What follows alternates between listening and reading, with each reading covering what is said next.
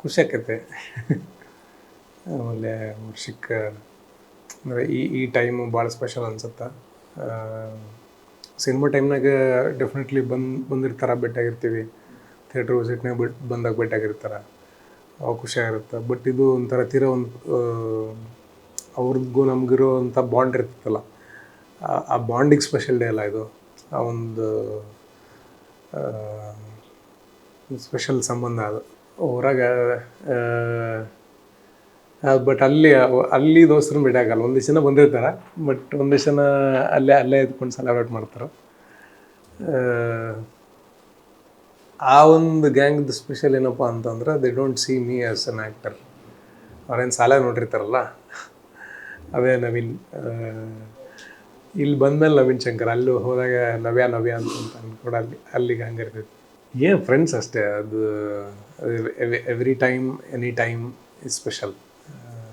Because ಅವ್ರು ನನ್ನ ಪ್ರತಿ ಹೆಜ್ಜೆಗೂ ಜೊತೆಗೆ ನಿಂತು, ನಾನು ಎಷ್ಟು ಎಫರ್ಟ್ಸ್ ಹಾಕ್ತಿರ್ತೀನಿ, ಅದಕ್ಕೆ ಅವ್ರದ್ದ ಅಂತ ರೀತಿ ಒಳಗೆ, ಅವರ ಒಂದು ಪರಿಮಿತಿ ಒಳಗೆ ಏನು ಎಫರ್ಟ್ಸ್ ಹಾಕಾಗತ್ತೆ ಅವ್ರ ಎಫರ್ಟ್ಸ್ ಹಾಕ್ತಿರ್ತಾರೆ. ನಮ್ಮೂರ ಕಡೆ ನಮ್ಮ ಪಿಕ್ಚರ್ ರಿಲೀಸ್ ಅದಕ್ಕೆ ಹೋಗಿರಲಿಲ್ಲ. ನಾನು ಇಲ್ಲಿ ಓಡಾಡಬೇಕಾಗಿತ್ತು, ಅಲ್ಲಿ ಲೇಟಾಗಿ ಹೋಗಿದ್ದೆ. ಅವರೇ ಪ್ರೆಸ್ ಮೀಟ್ ಮಾಡಿ, ಅವರೇ ಪ್ರೆಸ್ ಅವ್ರನ್ನ ಕರೆಸಿ, ಅವರೇ ಸಿನಿಮಾ ಬಗ್ಗೆ ಮಾತಾಡಿ ಪ್ರಮೋಟ್ ಮಾಡಿ, ಅದಾದಮೇಲೆ ನಾನು ಕರ್ಸ್ಕೊಂಡಿದ್ರು. ಅದು ಅಂದರೆ ಅವ್ರ ಗ್ಲ್ಯಾಡ್ ಈ could able to imagine in such way. ಅಂದರೆ ಅದು ಪಿಕ್ಚರ್ದೊಳಗೆ ಈಗ ನಾವು ಒಂದು ಕ್ಯಾರೆಕ್ಟರ್ ಒಳಗೆ ನಮ್ಮದು ಒಂದು ಏನು ಎಮೋಷನ್ಸ್ ಇರ್ತೈತಲ್ಲ, ನಾವು ಆ್ಯಕ್ಟ್ ಮಾಡೋ ಒಂದು ಹಂಗೆ ಆ ಒಂದು ಪಿಕ್ಚರ್ಗೆ ಒಂದು ಎಮೋಷನ್ ಇತ್ತು ಪರ್ಟಿಕ್ಯುಲರ್ ಆಗಿ. ಅದು ನೋಡಿದ್ಮೇಲೆ ಖುಷಿ ಆಗ್ಬಿಡ್ತು. ಆ್ಯಕ್ಚುಲಿ ಇವತ್ತು ನನ್ನ ಕೈ ಸೇರಿದೆ. ನಾನು ಅದನ್ನು ನೋಡಿ ಅವ್ರು ಟ್ಯಾಗ್ ಮಾಡಿದಾಗ ನಾನೇ ಮೆಸೇಜ್ ಮಾಡಿದ್ದೆ ಅವ್ರಿಗೆ, ಇದು ನಂಗೆ ಬೇಕು ಪಿಕ್ಚರ್, ಅದನ್ನು ಕಳಿಸ್ಕೊಡ್ರಿ ಅಂತಂದು. ಒಬ್ಬೊಬ್ರು ಅಲ್ಲಿ ತನಕ ವೇಟ್ ಮಾಡಿ ಆಮೇಲೆ ಬರ್ಡೇ ದಿವಸ ತಂದು ಕೊಟ್ರ. ನೆಕ್ಸ್ಟು ಒಂದು ಸಿನಿಮಾ ಮಾಡತ್ತೀವಿ. ನಮ್ಮ ಗುಲ್ಟು ಸಿನಿಮಾ ಡೈರೆಕ್ಟ್ರು ಮತ್ತು ನಾನು. ಭಾಳಷ್ಟು ಜನಕ್ಕೆ ಆ್ಯಕ್ಚುಲಿ ಜರ್ನಿ ಶುರುವಾಗಿದ್ದು ಅಲ್ಲಿಂದ ಅಲ್ಲ. ಸೊ ಆ ಟೀಮು ಮತ್ತು ನಾನು ಮತ್ತೆ ವಾಪಸ್ ಕೊಲಾಬ್ರೇಟ್ ಆಗತ್ತೀವಿ.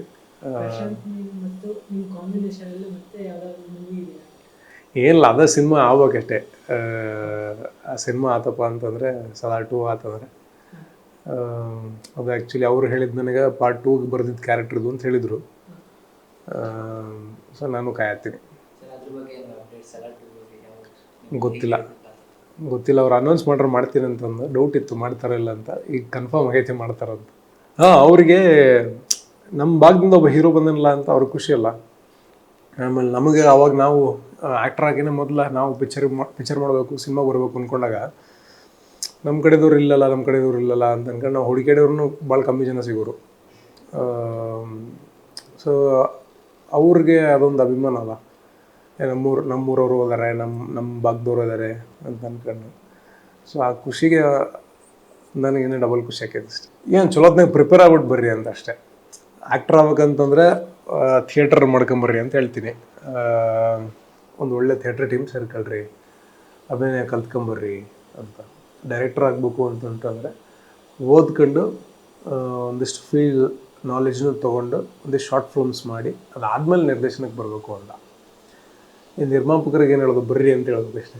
ಫಸ್ಟ್ ಬರ್ರಿ ನೀವು ದಯವಿಟ್ಟು ಬರ್ರಿ ಫಸ್ಟು, ನಾವು ನಿಮ್ಗೆ ಏನು ಬೇಕು ಕೆಲಸ ನಾವು ಮಾಡ್ಕೊಡ್ತೀವಿ. ಬಟ್ ಆ್ಯಕ್ಚುಲಿ ಎಲ್ಲರಿಗಿಂತ ಅವರು ಭಾಳ ನಾಲೆಜಬಲ್ ಆಗಿದ್ದರು best. The more the sensibility, ಅಷ್ಟು ಬೆಟ್ರಾಗಿ ಅವರು ಪಿಕ್ಚರ್ಗಳನ್ನ ಪಿಕ್ ಮಾಡ್ಬೋದು, ಆ್ಯಕ್ಟರ್ಗಳನ್ನ ಪಿಕ್ ಮಾಡ್ಬೋದು, ಕಥೆಗಳನ್ನ ಪಿಕ್ ಮಾಡ್ಬೋದು. ಅದು ಆ್ಯಕ್ಚುಲಿ ಹೊಯ್ಸಳ ಟೈಮಿಂದ ಸಿಕ್ಕಿರುವಂಥ ಗಿಫ್ಟ್ ಅದು. ಅಂದರೆ ಡ್ಯಾಲಿ ಬ್ರಿಗೇಡ್ ಹುಡುಗರು, ಆಮೇಲೆ ಇವಾಗ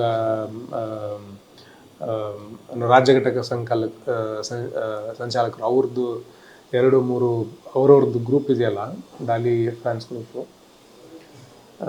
ಆ ಹೊಯ್ಸಳ ಟೈಮಿಂದ ಒಂದು ಸೆಲೆಬ್ರೇಷನ್ ಅವ್ರು ಪ್ರತಿ ವರ್ಷ ಬಂದು ದೊಡ್ಡ ಒಂದು ಕೇಕ್ ತಂದು ಅವರೆಲ್ಲ ಸ್ನೇಹಿತರ ಜೊತೆ ಬಂದು ಅವರು ಬರ್ಡೇ ಅಷ್ಟೇ ಅಲ್ಲ, ಪಿಕ್ಚರ್ ಬಂದಾಗಲೂ ಸೆಲೆಬ್ರೇಟ್ ಮಾಡ್ತಾರೆ. And that way I need to thank them. Thanks ಹೇಳೋದು ಭಾಳ ಸಣ್ಣ ಪದ ಅನಿಸ್ತದೆ ಅಷ್ಟೇ, ಖುಷಿ ಆಗ್ತದೆ. ಒಬ್ಬರು ನನ್ನ ಹೆಸರಿನಾಗೇ ಪ್ರೀತಿಯಿಂದ ಇಟ್ಕೊಂಡಿನಿ, ಇನ್ನೊಬ್ಬರು ಮನಸ್ಸಿನಾಗ ಇದ್ದಾರೆ. ಹಾಂ, ನಂದು ಫಸ್ಟ್ ಧರಣಿ ಮಂಡಲದ ಫಸ್ಟ್ ಪೋಸ್ಟರ್ ರಿಲೀಸ್ ಮಾಡಿದ್ದು ಅಪ್ಪು ಸರ್. ಅವತ್ತು ಆ್ಯಕ್ಚುಲಿ ಅವರು ಅಂದರೆ ಪ್ರಾಬ್ಲಿ ಇದ್ದಿದ್ರಪ್ಪ ಅಂದರೆ ಒಂದು ಪಿಕ್ಚರ್ ಆಗಿರೋದು ಪ್ರೊಡಕ್ಷನ್ನಾಗೆ.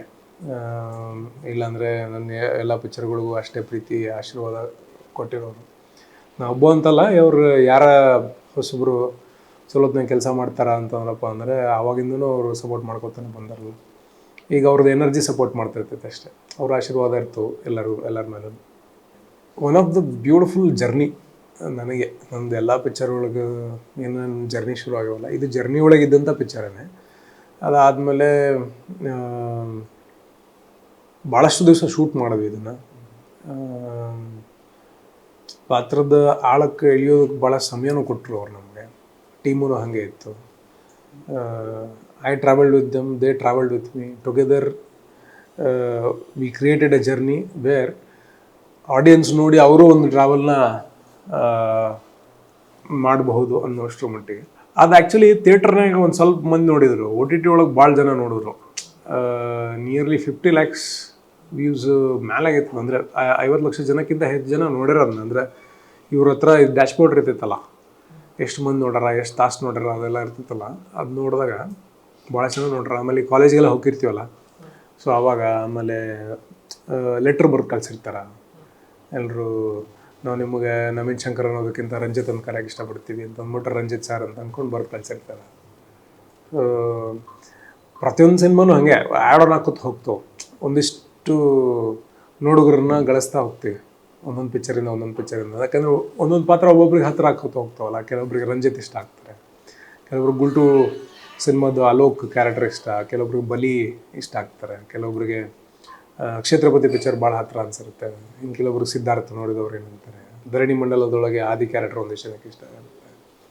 ಸೊ ಕಲೆಕ್ಟಿವ್ ಆಗಿ ಆ ನಂಬರ್ಸ್ ಹೆಚ್ಚಾಕೋತ ಹೋಗ್ತು.